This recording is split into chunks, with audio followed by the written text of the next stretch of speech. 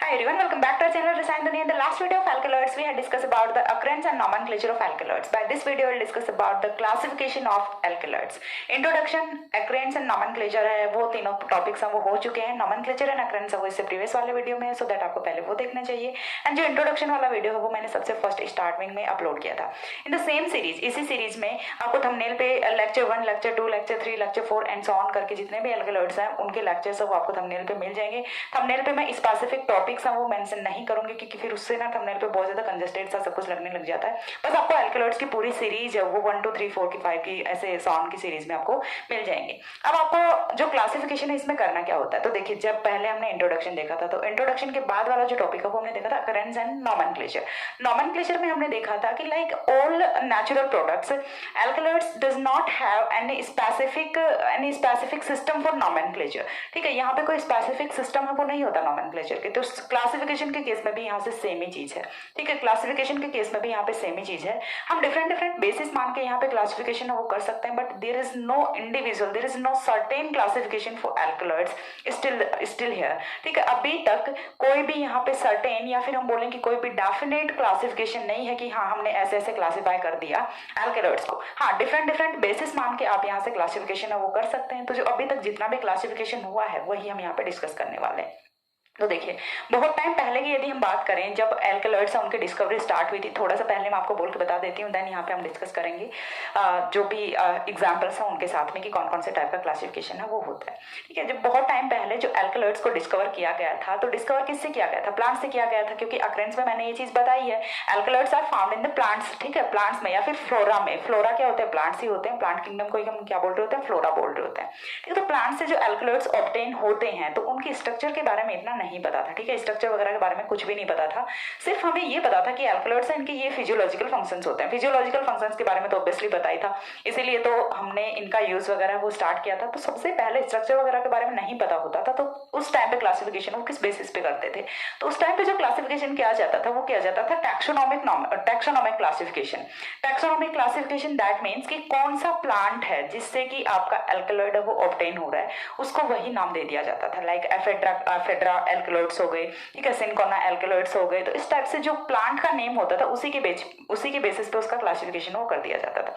थोड़े टाइम के बाद इनका जो अगेन क्लासिफिकेशन वो किया गया इनके फिजियोलॉजिकल एक्शन के बेसिस पे, जिसे हम बोलते हैं फार्मालॉजिकल क्लासिफिकेशन. फार्मालॉजिकल क्लासिफिकेशन में इनका जो फिजियोलॉजिकल एक्शन होता है, वी नो दैट कि हर एक जो इंडिविजुअल alkaloid होता है उसका कुछ ना कुछ फार्मालॉजिकल एक्शन होता है. ठीक है, कुछ ना कुछ उसका फार्मालॉजिकल एक्शन होता है और इस फार्मालॉजिकल एक्शन के बेसिस पे ही हमने इन्हें फर्दर क्लासिफाई किया था, जो कि आपका फार्मालॉजिकल क्लासिफिकेशन होता है. ठीक है, इसके बाद नेक्स्ट कुछ टाइम बाद क्या हुआ कि जो स्ट्रक्चर है वो धीरे धीरे थोड़ी पता लगने लगी. स्ट्रक्चर्स के बारे में थोड़ा सा पता चला कि इनका बेसिक स्केलेटन है वो क्या होता है, ये सब चीजें पता चला.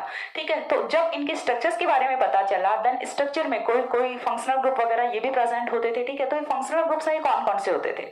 ठीक है, ये जो कौन कौन से फंक्शनल ग्रुप्स प्रेजेंट होते थे, कौन कौन से कंपाउंड्स है वो इनके स्केलेटन में प्रेजेंट होते थे, उनके बेसिस पे जो क्लासिफिकेशन किया गया उसे हमने नेम दिया था केमिकल क्लासिफिकेशन. ठीक है, chemical classification, pharmacological classification, taxonomic classification, but यहाँ पे कोई इंडिविजुअल क्लासिफिकेशन है वो नहीं है. देन क्या हुआ कि इनका जो सिंथेसिस है वो हम कौन से प्रीकर्सर कंपाउंड से कर रहे होते हैं. इनका जो सिंथेटिक प्रीकर्सर है वो क्या होता है, इसके बेसिस पे भी हमने इनका क्लासिफिकेशन कर दिया. और इसे हम क्या बोल रहे हैं? बायोसिंथेटिक क्लासिफिकेशन बोल रहे होते हैं. तो मेरा कहने का मेन यहाँ से एक ही होता है कि जो alkaloids हैं, यानी ये चीज मैं नहीं कहती, ठीक है, अभी तक की जो भी डिस्कवरी हुई है, अभी तक की जो भी स्टडीज हुई हैं वो कहती हैं. ठीक है, वो बता रही है ये चीज कि यहाँ से कहने का मतलब सीधा सा यही है कि alkaloids का कोई सर्टेन, कोई डेफिनेट, कोई यहाँ से हम बोलें कि बिल्कुल ऐसे अच्छे वाला क्लासिफिकेशन है वो नहीं है. हम अलग अलग बेसिस मान के यहाँ पे क्लासिफिकेशन कर सकते हैं. लाइक एक फैमिली का देखिए, मैंने ये एग्जांपल बहुत बार दिया जब क्लासिफिकेशन की बारी आती है, तो मैं ये एग्जांपल बहुत ज्यादा यूज करती हूँ कि क्लासिफिकेशन जैसे आपकी फैमिली है, फैमिली में फॉर एग्जाम्पल आपकी ज्वाइंट फैमिली है. ठीक है, जॉइंट फैमिली है, क्योंकि यदि आपकी सेपरेट फैमिली है तो उसमें तो फिर मुश्किल से 4-5 लोग होंगे, उनमें तो क्या क्लासिफिकेशन करना है. जॉइंट फैमिली है जिसमें 20-25 लोग हैं. पहले होती थी ऐसी फैमिलीज, आजकल तो बहुत कम होती हैं. ठीक है, आजकल भी होती हैं, थोड़े टाइम तक हमारी भी जॉइंट फैमिली थी. देखो मैं क्या क्या चीजें शेयर कर रही हूँ, सॉरी. ठीक है, देखिए यहाँ पे क्या होता है कि यदि 20-25 लोग हैं आपकी फैमिली में और पूछा जाता है क्लासिफिकेशन कीजिए आपकी फैमिली में किस किस टाइप के मेंबर्स हैं, तो आप कैसे बताओगे? आप जैसे बताओगे, एक तो आप बता दोगे एज के बेसिस पे, ठीक है। आप एज के बेसिस पे कैसे बताओगे कि इतने जैसे 5 लोग हैं वो तो बूढ़े हैं, 5 लोग हैं वो यंगस्टर हैं, और जो 4-5 है वो बच्चे हैं, ऐसे करके आप क्लासिफिकेशन कर सकते हैं। दूसरा क्लासिफिकेशन है वो आप किसके बेसिस पे करेंगे? दूसरा क्लासिफिकेशन है वो आप करेंगे इस बेसिस पे कि जैसे वो मेल्स हैं या फिर फीमेल्स हैं। एक क्लासिफिकेशन ये भी हो सकता है, नंबर ऑफ मेल्स आप बता सकते हैं, नंबर ऑफ फीमेल्स आप बता सकते हैं कि इतने हमारे घर में लेडीज हैं एंड इतने हमारे घर में जेंट्स पर्सन है, ठीक है। जो तीसरा क्लासिफिकेशन है वो फिर आप किस बेसिस पे करेंगे? वो फिर आप कर सकते हैं जैसे एक फादर के तो इतने बच्चे हैं, ठीक है, एक इंसान की ये फैमिली होगी, जैसे उसकी वाइफ हो गई, इसके बच्चे हो गए, ऐसे अलग अलग फैमिलीज हो सकते हैं कि हाँ हमारे फैमिली में इतने सारे हम कैंडिडेट्स हैं और हमने इस बेसिस पे क्लासिफिकेशन किया है। तो अलग अलग क्लासिफिकेशन है वो अलग अलग बेसिस मान के किया जाता है। तो इन द सेम वे हम यहाँ पे एल्कलॉइड्स का क्लासिफिकेशन है वो भी डिफरेंट बेसिस मान के कर रहे होते हैं, ठीक है। तो यहाँ पे मैंने सबसे जो पहला क्लासिफिकेशन रखा है वो रखा है on the basis of nucleus present in the structure of alkaloid, ठीक है। यानी कि न्यूक्लियस जो बेसिक स्केलेटन होता है, ये चीज हमें पता है कि एल्कलॉइड्स का जो स्ट्रक्चर होता है उसमें बेसिक स्केलेटन है, जो स्ट्रक्चर है वो बहुत ही ज्यादा वैरी कर रही होती है, वास्ट या फिर हम बोले कि वाइल्ड स्ट्रक्चर होती है, इसीलिए यहाँ पे इनका कोई सर्टेन नॉमेनक्लेचर है वो नहीं था। ये रीजन मैंने नॉमेनक्लेचर में भी बताया था, क्योंकि यहाँ पे अलग अलग टाइप के न्यूक्लियस वो प्रेजेंट होते हैं, तो नॉमेनक्लेचर यहाँ पे कोई डेफिनेट नॉमेनक्लेचर नहीं होता, ठीक है। तो यही सेम वे है ये यहाँ पे होता है कि अलग अलग जो न्यूक्लियस प्रेजेंट होते हैं, न्यूक्लियस दैट मीन्स कि यहाँ पे जो आपका बेस प्रेजेंट होता है, बेस कौन सा होता है? जो भी nitrogen containing heterocyclic ring present होती है वो कौन सी होती है, उस रिंग के बेसिस पे आपको क्या बताना, सॉरी 1 सेकेंड, सॉरी, उस रिंग के बेसिस पे आपको क्या बताना है कि क्लासिफिकेशन वो कितने टाइप का होता है, यानी कि वो कौन सा न्यूक्लियस यहाँ पे प्रेजेंट है उसके बेसिस पे हमने देखना है यहाँ पे, ठीक है। तो अगेन बता रही हूँ alkaloids, there is no unique system for the classification of alkaloids still the date, ठीक है, still the date.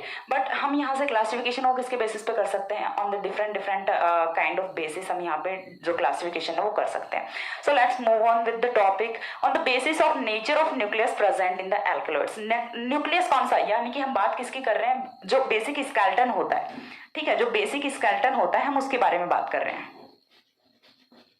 Basic skeleton that means कि जो बेसिक स्ट्रक्चर है उसमें जो न्यूक्लियस है, nucleus that means nitrogen containing heterocyclic ring, nitrogen containing heterocyclic ring, ये कौन सी प्रेजेंट है इसके बेसिस पे हमें यहाँ से बताना है कि कौन सा ग्रुप है वो होगा, ठीक है। अलग अलग ग्रुप्स में हमें इसे डिवाइड करना है, आगे ग्रुप्स हैं वही बनेंगे यहाँ से, ठीक है। देन यहाँ से इस वे में जो सबसे फर्स्ट आता है वो क्या आता है? Most of their classes contain nucleus of A nitrogen containing heterocyclic ring, ठीक है। मैंने क्या बोला कि मोस्ट ऑफ, नॉट ऑल, ठीक है, मोस्ट ऑफ। हमने जब मैंने इंट्रोडक्शन बताया था तो उसमें मैंने कुछ एक्सेप्शंस वो भी बताए थे कि कुछ एल्कलॉइड्स ऐसे होते हैं जिनमें नाइट्रोजन कंटेनिंग हेटेरोसाइक्लिक रिंग है वो प्रेजेंट नहीं होती, ठीक है, but still they are alkaloids, still they are categorised as alkaloids. तो ये चीज आपको पता होनी चाहिए। तो यहाँ पे कुछ जो हैं वो तो क्या रहेंगे, मोस्ट ऑफ जो क्लासेस हैं वो तो कौन सी रहेंगी जिसमें nitrogen containing heterocyclic ring present होती है, बट यहाँ पे कुछ जो एग्जाम्पल्स हैं, a few number of examples है वो यहाँ पे ऐसे भी आएंगे जिनमें हेटेरोसाइक्लिक रिंग है वो प्रेजेंट नहीं होती और उनका न्यूक्लियस कुछ डिफरेंट काइंड ऑफ होता है, ठीक है। देन यहाँ से कौन कौन से क्लासेस होते हैं, उनके कौन कौन से एग्जांपल्स होते हैं वो मैंने पहले से लिखे हुए हैं, क्योंकि ये आपका टाइम कम करने के लिए आपको फटाफट स्क्रीनशॉट लेना है, देन चीजें आपको याद कर लेनी है, बस आपको एक बार समझना है यहाँ से, ठीक है। अब यहाँ पे देखिए सबसे पहला जो न्यूक्लियस है, सबसे पहला जो ग्रुप है वो हमने कौन सा रखा है? पेरिडीन ग्रुप रखा है।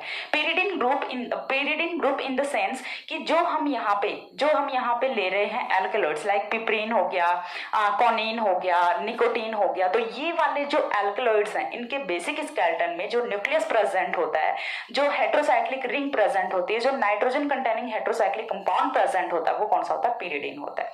चीज कंसिडर कर पा रहे हो, यहाँ से कोरिलेट कर पा रहे हो कि जो निकोटीन हो गया या फिर आपका कॉनिन हो गया, तो इनका जो न्यूक्लियस, इनका जो बेसिक स्केलेटन होता है उसमें न्यूक्लियस वो कौन सा प्रेजेंट होता है? पेरिडीन रिंग प्रेजेंट होती है। और पेरिडीन रिंग है वो आपकी क्या होती है? एक हेटेरोसाइक्लिक रिंग होती है जिसमें कि नाइट्रोजन है वो as a hetero atom present होता है, ठीक है, नाइट्रोजन है वो एज हेटेरो एटम प्रेजेंट होता है, यानी कि न्यूक्लियस है वो नाइट्रोजन कंटेनिंग कंपाउंड है, नाइट्रोजन कंटेनिंग हेटेरोसाइक्लिक रिंग है। और इसके एग्जांपल्स हैं वो मैंने यहाँ पे आपको बताए हैं, पिपरीन हो गया, कॉनिन हो गया, निकोटीन हो गया।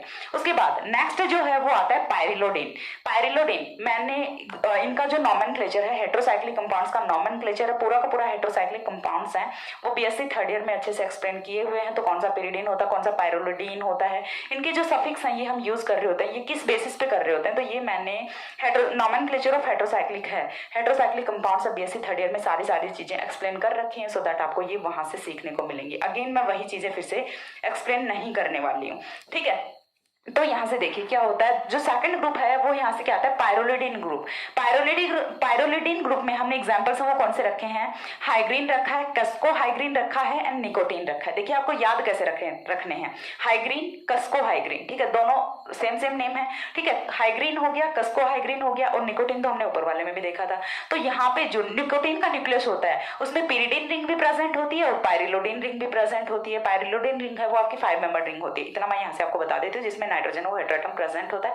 साथ ही ये जो रिंग है ये आपकी सैचुरेटेड रिंग होती है, कोई डबल बॉन्ड इसमें प्रेजेंट नहीं होता। चलो बता ही दिया मैंने, ठीक है। देन ये होता है आपका पायरोलिडीन ग्रुप। सेकंड है, जो थर्ड है वो यहाँ से आता है ट्रोपेन ग्रुप। ट्रोपेन ग्रुप में एग्जांपल्स वो हमने क्या रखे हैं, एट्रोपिन रखा है, कोकेन रखा है, ठीक है। ये कौन सा होता है, कोकेन होता है। देन ये स्कोपोलामीन होता है, ठीक है, स्कोपोलामीन। तो ये क्या हो जाते हैं, ट्रोपेन ग्रुप के हो जाते हैं। देन इंडोलिजिडीन होता है, ठीक है, इंडोलिजिडीन ग्रुप है, ठीक है। इसमें कौन सा होता है, सैंसियोनिन होता है, ठीक है। ये क्या है, सैंसियोनिन है एंड स्वैनोसिन है, स्वैनसोसिन, सॉरी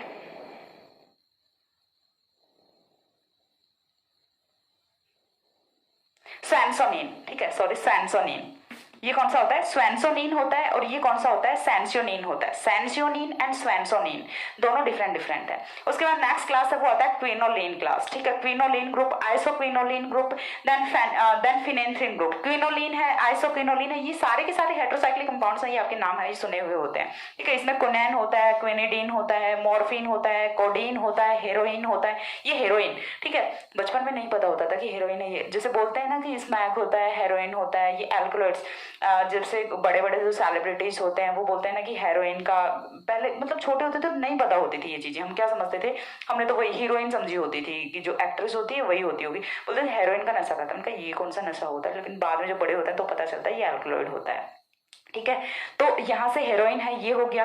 देन फिनेंथ्रिन ग्रुप हो गया, फिनेंथ्रिन ग्रुप। ये चीज आपको पता होती है कि फिनेंथ्रिन में कोई नाइट्रोजन एटम वो प्रेजेंट नहीं होता, इतनी चीज तो पता है ना, फिनेंथ्रिन मैंने पढ़ा है। अब ये चीज नहीं पता तो फिर चाटा लगेगा, ठीक है। फिनेंथ्रिन ग्रुप है, उसमें कोई नाइट्रोजन एटम प्रेजेंट नहीं होता। तो हमने यहाँ पे क्या बोला था, most of these classes contain nucleus of nitrogen containing heterocyclic ring, but not all classes, ठीक है, not all classes, most of. हमने अभी तक देखे उनमें सभी में क्या होता है, नाइट्रोजन एटम है वो प्रेजेंट होता है। बट यदि हम बात करें फिनेंथ्रिन ग्रुप की, तो यहाँ पे नाइट्रोजन हेटेरो एटम है वो नहीं होता, और इसका एग्जाम्पल है वो क्या होता है, कोडेनिन होता है,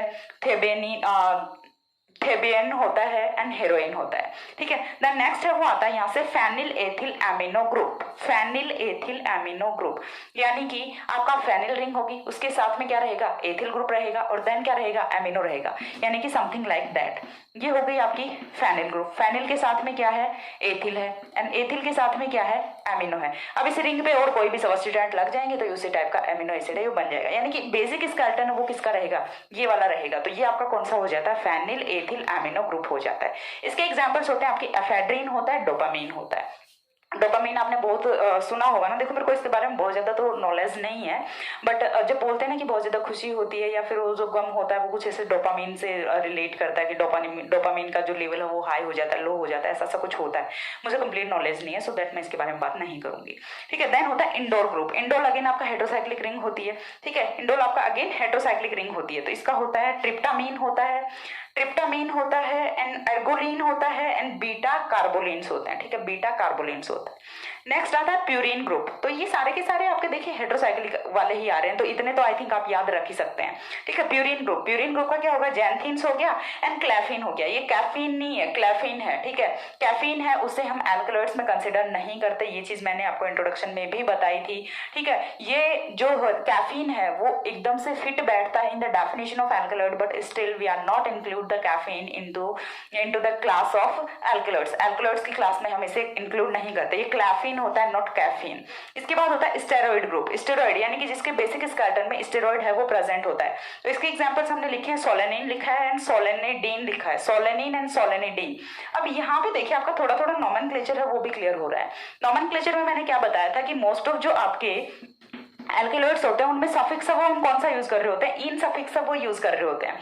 बट जब एक ही प्लांट सोर्स से यानी कि सेम प्लांट से विद इन द प्लांट यदि मोर नंबर ऑफ एल्केलॉइड्स वो प्रेजेंट होते हैं, मोर देन वन एल्केलॉइड्स वो प्रेजेंट होते हैं, तो उसके लिए फिर हम सफिक्स हैं वो कौन से यूज कर रहे होते हैं, इनिडीन यूज कर रहे होते हैं, ठीक है, इडीन यूज कर रहे होते हैं, इनीन यूज कर रहे होते हैं, एलीन यूज कर रहे होते हैं, ऐसे कुछ सफिक्स हम यूज कर रहे होते हैं। ये वाला जो है ये मैंने नॉमेनक्लेचर में बताया था। तो यहाँ पे देखिए एक सोलेनिन है एक सोलेनिडीन है, यानी कि दोनों के दोनों एल्कलॉइड हैं, इनका सोर्स प्लांट है वो सेम है। यहाँ से ये चीज पता चल रही है ना, जैसे हम पढ़ रहे होते हैं क्विनीन पढ़ रहे होते हैं, कुनैन पढ़ रहे होते हैं, क्वेनिडीन पढ़ रहे होते हैं, यहाँ पे आया था, ठीक है, यानी कि यहाँ से इनका भी जो सोर्स प्लांट है वो क्या होता है, सेम होता है। तो ऐसी कुछ चीजें होती है जिसमें हम प्रिंसिपल नेम के आगे क्या ऐड करते हैं, सफिक्स है वो हम थोड़ा सा चेंज कर देते हैं यदि सोर्स प्लांट ऑफ एल्कलॉइड है वो सेम होते हैं, ठीक है। तो यहाँ से ये था अबाउट द क्लासिफिकेशन। क्लासिफिकेशन वो यहाँ पे कंप्लीट नहीं होता, इसके बाद आगे का है वो हम और स्टार्ट करते हैं। ये मैंने पहले इसलिए लिखा था क्योंकि इससे आपका बहुत सारा टाइम है वो बच जाता है। ये यदि मैं साथ में लिखती तो वीडियो वो काफी लंबा चला जाता, सो दैट आपको भी प्रॉब्लम होनी थी। तो मैंने पहले से लिख के रखा था सो दैट आपको अच्छे से क्लियर हो सके। अब बोलोगे कि मैम इन्हें याद कैसे करें, तो वो भी मैं बताती हूँ। याद कैसे करना है, तो याद करने के लिए देखिए सबसे पहले आपको पता होना चाहिए कि हेटेरोसाइक्लिक कंपाउंड्स वो कौन कौन से होते हैं। हेटेरोसाइक्लिक कंपाउंड्स में सबसे पहला है वो हमने लिखा पिरिडीन। पिरिडीन हो गया, पायरोलिडीन हो गया, ठीक है, पिरिडीन हो गया, पायरोलिडीन हो गया, एंड देन कौन सा आता है आपका, क्विनोलिन हो गया, आइसोक्विनोलिन हो गया, इंडोलिजिडीन हो गया और इंडोल ग्रुप हो गया, प्यूरिन हो गया। इतनी चीजें तो याद रख सकते हो, ठीक है, इतनी चीजें तो याद रख सकते हो ना। देखो फटाफट मैं आपको बताती हूँ याद करने का तरीका। सबसे पहले आपको क्या लिखना है, पिरिडीन लिखना है, पिरिडीन हो गया, पायरोलिडीन हो गया, पायरोलिडीन हो गया, प्यूरिन हो गया, इंडोल हो गया, इंडोलिजिडीन हो गया, ठीक है, इंडोलिजिडीन हो गया, क्विनोलिन हो गया, आइसोक्विनोलिन हो गया। इतने जो हेटेरोसाइकिल्स हैं ये तो आपके अच्छे से सुने हुए होते हैं। इतने यदि ग्रुप्स आपने याद रख लिए, अब आप बोलोगे कि मैम इनके एग्जांपल्स हैं वो कैसे याद करें, क्विनोलिन का सिंपल सा है क्विनीन है, एंड कौन सा है क्विनिडीन है। तो इसी टाइप से आपके जो एग्जांपल्स हैं वो भी काफी सिंपल हैं इनमें, तो आप कर सकते हैं। उसके बाद जो रिमेनिंग क्लासेस हैं वो आपको कैसे याद रखने, रिमेनिंग क्लासेस में देखिए मैंने क्या बोला, स्टेरॉइड है वो तो आपके चैप्टर ही है, स्टेरॉइड का तो चैप्टर ही है, तो वो याद रख सकते हैं आप। स्टेरॉइड यूनिट है ना, एल्कलॉइड से पहले वाली यूनिट स्टेरॉइड की तो है, तो स्टेरॉइड आपको याद रह जाएगा, स्टेरॉइड ग्रुप भी होता है। देन मैंने यहाँ से आपको बताया फेनिल एथिन एनालिन बताया, ठीक है, फिनेंथ्रीन है वो भी आपके होता है, तो फिनेंथ्रीन भी आप यहाँ से याद रख सकते हैं। यदि आपने इतने याद रख लिए तो आपके पाप धुल जाएंगे, आपका भला हो जाएगा, एग्जाम अच्छे चले जाएंगे। जी समझ आ रही है। मैंने यहाँ पे 11 लिखे हैं, 11 में से यदि आप 8 9 भी याद रख लेते हैं, रख लेते हैं मैक्स टू मैक्स, इतना भी लिख देते हैं एग्जाम में, देन आपका भला है वो अच्छे से हो जाएगा। और इतना तो याद करने में कोई डिफिकल्टी नहीं है, ठीक है, इतना याद करने में आपको कोई डिफिकल्टी नहीं है। आपको सिर्फ ये जो आपके हेटेरोसाइक्लिक कंपाउंड्स होते हैं इनकी रिंग कौन कौन सी होती है ये आपको पता होनी चाहिए। तो सिंपल सा पिरोल थाइफिन ब्यूरेना वो तो कंसिडर कर मत देना, ठीक है, चीज समझ आ रही है। हमें यहाँ पे सिर्फ नाइट्रोजन कंटेनिंग लेना है, ठीक है, नाइट्रोजन कंटेनिंग हेटेरोसाइक्लिक रिंग ही लेनी है। कहीं आप फ्यूरेन को भी कर लो कंसिडर कि मैम आपने बोला था हेटेरोसाइक्लिक कंपाउंड्स वो याद कर लेना, ठीक है, तो ऐसा नहीं करना, इतना अत्याचार भी मत कर देना केमिस्ट्री पे, और वो भी स्पेसिफिक नेचुरल प्रोडक्ट्स में, जो कि काफी इंपॉर्टेंट टॉपिक होता है, काफी इंपॉर्टेंट ब्रांच ऑफ केमिस्ट्री होती है हमारे डे टू डे लाइफ के पर्पज से यदि हम देखें तो, क्योंकि इसका मेडिसिनल केमिस्ट्री में काफी ज्यादा यूज होता है नेचुरल प्रोडक्ट्स का, ठीक है। तो ये था वन पार्ट। इसके बाद हम फर्दर क्लासिफिकेशन करेंगे, यहाँ से इसका टैक्सोनॉमिक क्लासिफिकेशन करेंगे, फार्मालॉजिकल क्लासिफिकेशन करेंगे, देन हम यहाँ से करेंगे बायोसिंथेटिक क्लासिफिकेशन करेंगे, केमिकल क्लासिफिकेशन करेंगे। इतना और भी बचता है, एक बार इतना स्क्रीनशॉट ले लो, मैं जरा पसीना पोंछ के आती हूँ, हालत खराब हो रही है, स्क्रीनशॉट लो, हो गया। देखिए इसके बाद नेक्स्ट है वो हम देखेंगे टैक्सोनॉमिक नॉमेनक्लेचर। इसे याद कैसे करना है, आई होप सो ये काफ़ी हेल्पफुल रहेगा आपके लिए, जो मैंने वे बताया है टू मेमोराइज द क्लासिफिकेशन, ये काफ़ी इजी रहेगा आपके लिए, ठीक है। तो ये था first basis, on the basis of nucleus present in the alkaloid. देखिए इतनी गर्मी में वीडियो बना रही हूँ क्योंकि एक बच्चे का जो मैंने कमेंट पढ़ा, फर्स्ट वीडियो अपलोड किया था, अभी सेकंड वीडियो मेरे पास में ऑलरेडी रिकॉर्डेड है। ये चीज़ आपको पता होगी कि मैं पहले वीडियोस रिकॉर्ड कर लेती हूँ, देन उन्हें टाइमली अपलोड करती रहती हूँ जब करती हूँ तब। तो ठीक है, बाकी यदि नहीं पॉसिबल हो पाता तो फिर उस केस में नहीं हो पाता। तो आज क्या था कि जो मैंने फर्स्ट वीडियो अपलोड किया तो उसके बाद मैं कॉमेंट्स पढ़ रही थी शाम को बैठ के। फर्स्ट वीडियो है वो आई थिंक दोपहर में अपलोड हो गया था, तो फिर मैं शाम को बैठ के कमेंट्स पढ़ रही थी। एंड जिसका सेकंड पार्ट है वो मैंने मॉर्निंग में रिकॉर्ड कर लिया था। ठीक है, तो जनरली क्या होता है कि इन दिनों गर्मी है वो थोड़ी ज़्यादा हो रही है, तो मुझे मम्मी पापा नाइट में वीडियो रिकॉर्ड करने नहीं देते क्योंकि नाइट में और भी ज़्यादा गर्मी होती है। बट मैंने एक बच्चे का कमेंट देखा था कि मैम प्लीज़ जल्दी करवा दो वरना फेल हो जाएंगे, पास नहीं हो पाएंगे पेपर में। मैंने कहा यार ये तो बहुत गलत होगा कि मेरी वजह से यदि कोई बच्चा फेल हो जाएगा, मतलब मुझसे कोई इतनी एक्सपेक्टेशन रख रहा है तो मुझे भी कुछ तो करना चाहिए। ठीक है, तो चलो मैंने सोचा चल निधि कोई बात नहीं, एक और पेन किलर सही, सरदर्दी तो होगा, जान तो नहीं जाएगी ना। क्या होगा, गर्मी से सरदर्दी होता है, हेडेक ही होता है, मुझे जान थोड़े ना निकलती है। एक पेन किलर और सही खा लेंगे, किसी बच्चे का तो भला हो जाएगा। तो चलो, बट अच्छा लगता है जब कोई इतनी एक्सपेक्टेशन आपसे रखता है। बस कई बार तो कुछ बच्चे तो इतने बेकार आते हैं, बोल के वीडियो के कमेंट सेक्शन में बोलेंगे बेकार, ठीक है। वो बच्चे तो नहीं हो सकते, मतलब इतना तो मैं श्योर हूँ कि वो कोई स्टूडेंट तो नहीं हो सकते, ठीक है, क्योंकि कोई स्टूडेंट है वो कभी ऐसा नहीं करेगा। इतना तो मैं मतलब टीचर हूँ तो मेरा दिल कहता है कि कोई मेरा स्टूडेंट है वो ऐसा कभी नहीं करेगा। वो जो जेलसी वाले पर्सन होते हैं ना कि ये इतना अच्छा क्यों कर रही है, क्योंकि मैं तो खुद को अप्रिशिएट करती हूँ कि मैं अच्छा काम कर रही हूँ। ठीक है, कोई दूसरा मुझे करे ना करे मुझे फर्क नहीं पड़ता, बट मैं खुद को अप्रिशिएट करती हूँ कि मैं अच्छा काम कर रही हूँ, कुछ तो मैं सही कर रही हूँ, किसी के लिए तो मैं सही कर रही हूँ। तो वो ऐसे पर्सन होते हैं जो वैले पर्सन होते हैं। एक तो मुझे ये चीज़ समझ नहीं आती कि आपके पास में इतना टाइम कहाँ से होता है। पहले आप आके किसी का वीडियो देख रहे हैं, ठीक है, देन आप उसमें कमेंट कर रहे हैं बेकार, फालतू, ठीक है, बकवास। इतना टाइम कहाँ से होता है यार, नहीं पसंद आ रहा छोड़ के जाओ ना, कमेंट लिखने का टाइम मतलब यार हद है। तो कभी कभी तो ना मुझे ऐसे लोगों को अप्रिशिएट करने का भी मन करता है। चलो आप आए तो सही चैनल पे, आपने अपना टाइम दिया, अपनी जिंदगी के कुछ कीमती पलों में से कुछ पल है वो आपने रसायन दुनिया के नाम किए, तो कभी कभी तो उन्हें अप्रिशिएट करने का मन भी करता है। और कभी कभी जब मतलब इतनी मेहनत के बाद जब कोई ऐसे कमेंट करके जाता है ना तो सदा दिल पे लगता है, बहुत बुरा फील होता है। टचवुड बहुत बुरा फील होता है उस टाइम कसम से, मतलब मन करता है। और मैं काफ़ी शॉर्ट टेम्पर्ड हूँ, गुस्सा बहुत ज़्यादा आता है। वीडियो में जो स्माइलिंग फेस आपको दिख रहा होता है वो एक्चुअल में नहीं होता। मेरे जो ऑफलाइन वाले स्टूडेंट्स हैं ना उनसे पूछ के देखो कितनी शॉर्ट टेम्पर्ड हूँ मैं। ओके, सो यहाँ से नेक्स्ट है वो यहाँ से आता है, सेकंड आता है taxonomic classification. Second is taxonomic classification. तक कई बार तो क्या होता है मैं स्पेलिंग भूल जाती हूँ लिखते लिखते, और कई बार गलत भी लिख देती हूँ, सो सॉरी फॉर दैट। दिमाग काम नहीं करता यार, मैं भी इंसान हूँ और आप ही की जैसे आम इंसान हूँ, आपसे 2-3 साल बड़ी होंगी बस, और कुछ ज़्यादा खास नहीं है मुझमें, ठीक है। सो टैक्सोनॉमिक क्लासिफिकेशन, टैक्सोनॉमिक क्लासिफिकेशन में क्या होता है, देखिए टैक्सोनॉमिक क्लासिफिकेशन की यदि मैं बात करूँ तो मैंने इससे पहले भी आपको बताया है कि यदि हम बात करें अब बहुत टाइम पहले की, तो उस टाइम पे जो स्ट्रक्चर्स हैं एल्कलॉइड्स की वो नॉन नहीं थी, ठीक है, उनके बारे में नहीं पता था।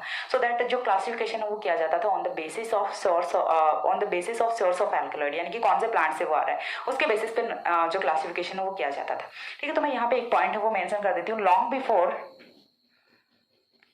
Before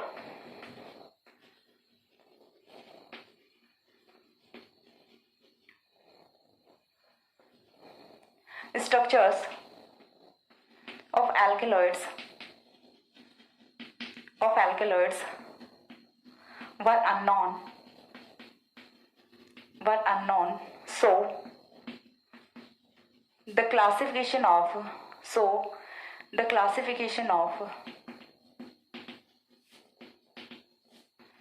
alkaloids were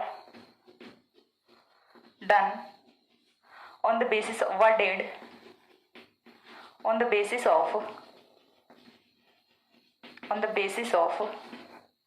source of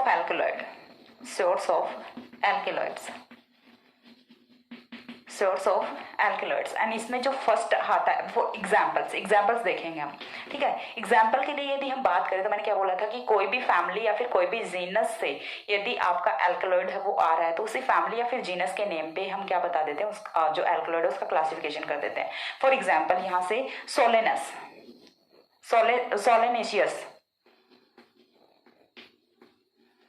सोलेनेशियस alkaloids, अब जो सोलेनेशियस एल्केलॉइड्स हैं, जब मैंने आपको बताया था अबाउट नॉमेनक्लेचर, तो नॉमेनक्लेचर में मैंने बताया था कि कोई भी एल्केलॉइड है उनका नॉमेनक्लेचर वो हो सकता है on the basis of genus of the plant और on the basis of family of the plant. तो सोलेनेशी फैमिली होती है, ठीक है, सोलेनेशी फैमिली होती है, ये चीज तो आपको पता होगी कि सोलेनेशी फैमिली होती है प्लांट्स में।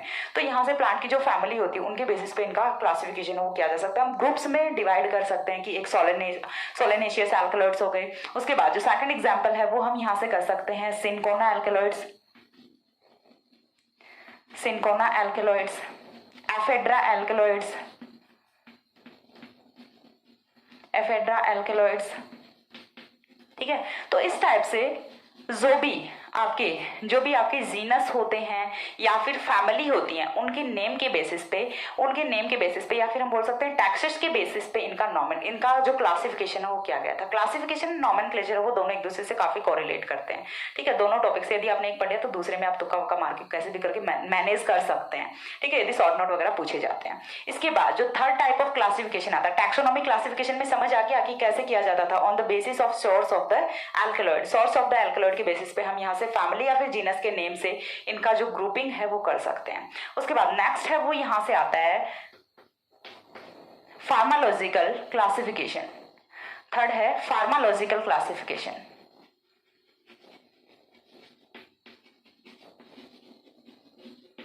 फार्मालॉजिकल क्लासिफिकेशन, तो फार्मालॉजिकल क्लासिफिकेशन की तो हम यदि बात करें तो यहाँ से हमें ये चीज पता होती है that alkaloids have their individual physiological action, ठीक है। हर एक एल्केलॉइड की अपनी इंडिविजुअल फिजियोलॉजिकल एक्शन होती है, तो इन फिजियोलॉजिकल एक्शन के बेसिस पे इनकी ग्रुपिंग है वो की जाती है, ठीक है। तो यहाँ से क्या होगा, in some of the cases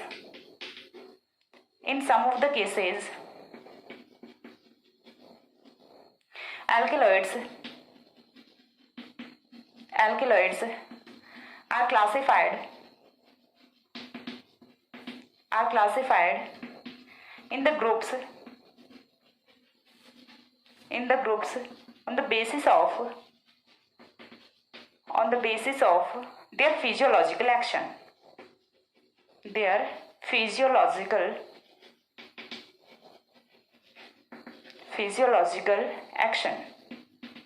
ठीक है। तो इनके फिजियोलॉजिकल एक्शन के बेसिस पे इनका जो क्लासिफिकेशन है वो किया गया था। फॉर एग्जांपल हम यहाँ से ले सकते हैं, एग्जांपल के लिए हमने लिखा कार्डियोवास्कुलर एल्केलॉइड्स,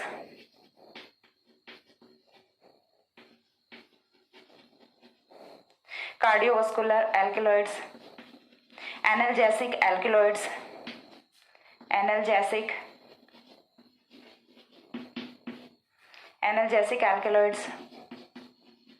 ठीक है। तो ये किसके बेसिस पे है, ये है on the basis of physiological action of alkaloids, ठीक है। इसके बाद जो फोर्थ आता है वो यहां से आता है आपका biosynthetic classification. Biosynthetic classification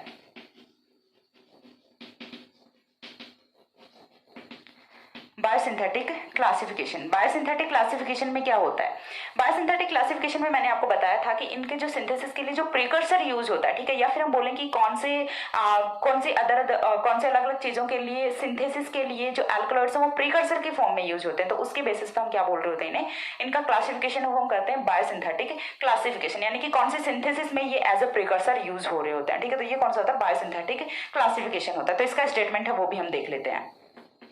Based on metabolic pathways,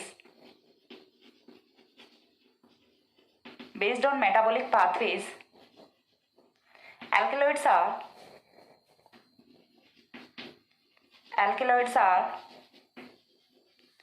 divided into different groups,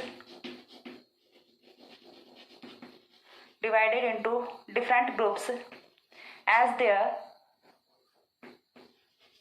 their common precursor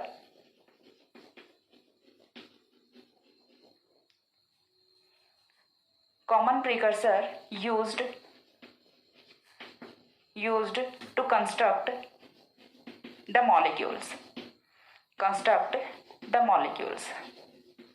ठीक है, तो इसे हम क्या बोल सकते हैं, on the basis of metabolic pathway भी हम बोल सकते हैं, classification on the basis of metabolic pathway. तो यहाँ पे हमने 4 काइंड ऑफ क्लासिफिकेशन किया है। फर्स्ट हमने किया था nucleus present in the alkaloids on the basis of nature of nucleus present in the alkaloids. Second हमने किया है यहाँ से टैक्सोनॉमिक क्लासिफिकेशन, थर्ड है फार्माकोलॉजिकल क्लासिफिकेशन एंड फोर्थ है यहाँ से biosynthetic classification.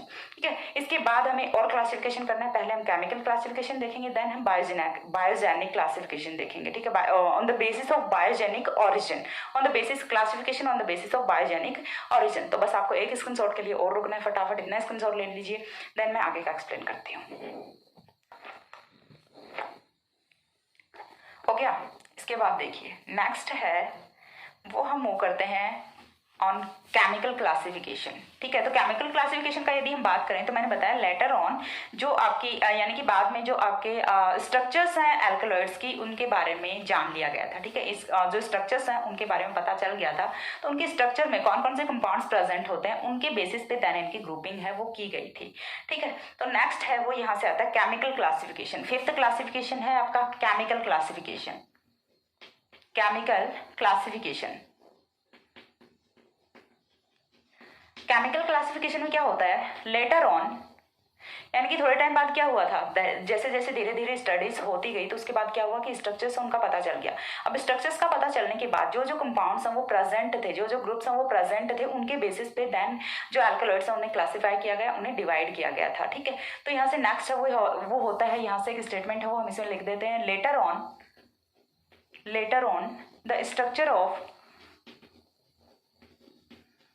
The structure of alkaloids became known,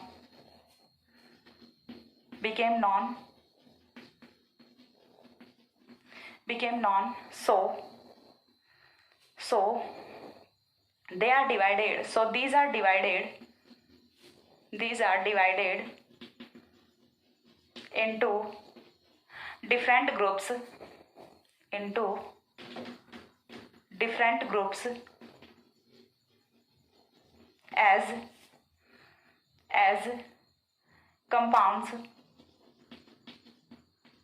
as compounds appear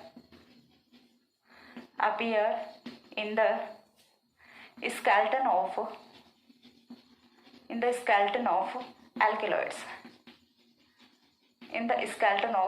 alkaloids, यानी कि इनके जो स्केलेटन है उसमें कौन कौन से ग्रुप्स हैं या फिर कौन कौन से कंपाउंड्स हैं वो प्रेजेंट थे, उनके बेसिस पे इनका क्लासिफिकेशन है वो किया गया। इसके बाद जो नेक्स्ट क्लासिफिकेशन आता है, sixth classification and last classification, वो आता है आपका on the basis of biogenic origin. ठीक है, तो ये भी काफी इंपॉर्टेंट क्लासिफिकेशन है। इसमें क्या होता है, बायोजेनिक ऑरिजिन के बेसिस पे जो एल्कलॉइड्स हैं उन्हें 3 कैटेगरीज में डिवाइड किया गया है, true alkaloids and proto alkaloids and pseudo alkaloids. ठीक है, तो ये 3 कौन कौन से होते हैं, कौन कौन से इनके एग्जांपल्स होते हैं वो हम यहाँ पे डिस्कस कर लेते हैं। ठीक है, तो ऑन द बेसिस ऑफ, या फिर हम बोल सकते हैं according the biogenic origin, alkaloids were classified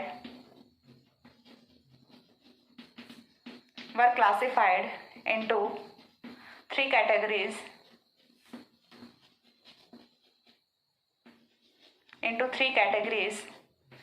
which are as follows. ठीक है, तो इसमें कौन कौन सी कैटेगरीज होती हैं, मैंने सबसे जो फर्स्ट कैटेगरी वो मैंने आपको कौन सी बताई थी, ट्रू एल्कलॉइड्स बताए थे। ठीक है, फर्स्ट यहाँ पे कौन सा होता है, ट्रू एल्कलॉइड्स। सेकंड है वो मैंने यहाँ पे आपको बोला कौन सा होता है, प्रोटो एल्कलॉइड्स। थर्ड है वो यहाँ से क्या होता है, स्यूडो एल्कलॉइड्स।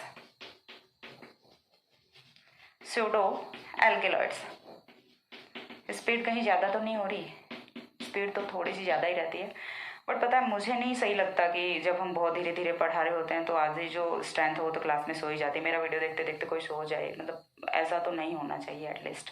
ये पता है मेरा भाई कई बार मुझे क्या बोलता है, तू ना अपना कंटेंट खुद से ही कम करती जा रही है। मैंने कहा कैसे, बोल रहा है कि तू जो 1 घंटे का जो मटेरियल होता है ना, तू 40 मिनट में बता देती है, थोड़ा स्पीड को कम रखा कर। मैंने कहा ठीक है, यदि किसी को ज़्यादा स्पीड लगती है तो यूट्यूब ने बहुत ही अच्छा फीचर प्रोवाइड कराया है कि आप स्पीड को कम या फिर ज़्यादा करके देख सकते हैं। ठीक है, तो इतनी भी ज़्यादा स्पीड नहीं है, फटाफट पढ़ा करो, बहुत अच्छा होता है जल्दी जल्दी दिमाग चलाना।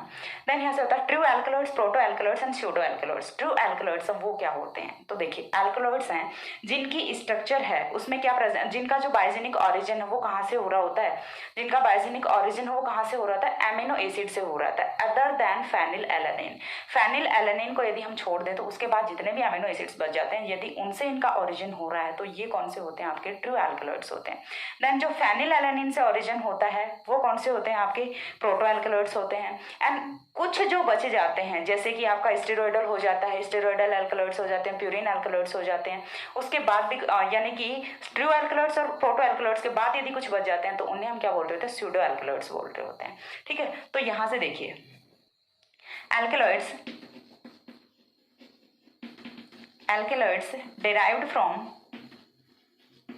derived from amino acids. Amino acids को हम शॉर्ट में हमेशा क्या लिखते हैं, ए लिखते हैं, तो यही लिखूंगी मैं। ठीक है, A stands for amino, A stands for acid. Alkaloids derived from amino acids other than phenyl alanine. अब फेनिल एलानिन है वो भी अमीनो एसिड होता है, लेकिन फेनिल एलानिन को एसिड को यदि हम छोड़ दें तो उसके बाद जितने भी आपके अमीनो एसिड्स बच जाते हैं उनसे यदि आपका कोई भी एल्कलॉइड है उसका डेरिवेशन हो रहा है तो वो कौन से होंगे, आपके ट्रू एल्कलॉइड्स होते हैं। ठीक है, देन ये कौन से होंगे, alkaloids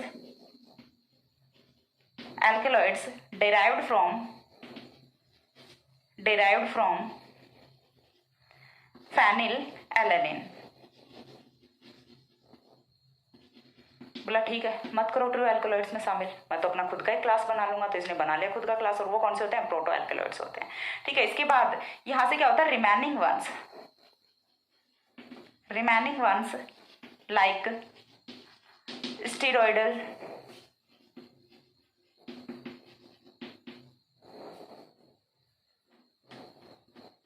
steroid alkaloids, purine alkaloids, ये कौन से होते हैं, आपके स्यूडो एल्कलॉइड्स होते हैं। तो ये था आपका क्लासिफिकेशन ऑफ एल्कलॉइड्स। एंड जल्दी से वीडियो को खत्म करते हैं क्योंकि काफ़ी लंबा हो गया। नहीं, काफ़ी लंबा तो नहीं हुआ, मैंने बहुत जल्दी क्लासिफिकेशन को कंप्लीट करने का कोशिश किया था। इसके बाद में हम करेंगे structure determination of alkaloids and as soon as possible I will try to complete the alkaloids, because यहाँ पे ना बच्चों के बहुत सारे कमेंट्स आ रहे थे, मैम जितना जल्दी हो सके कंप्लीट करो, जितना जल्दी हो सके कंप्लीट करो।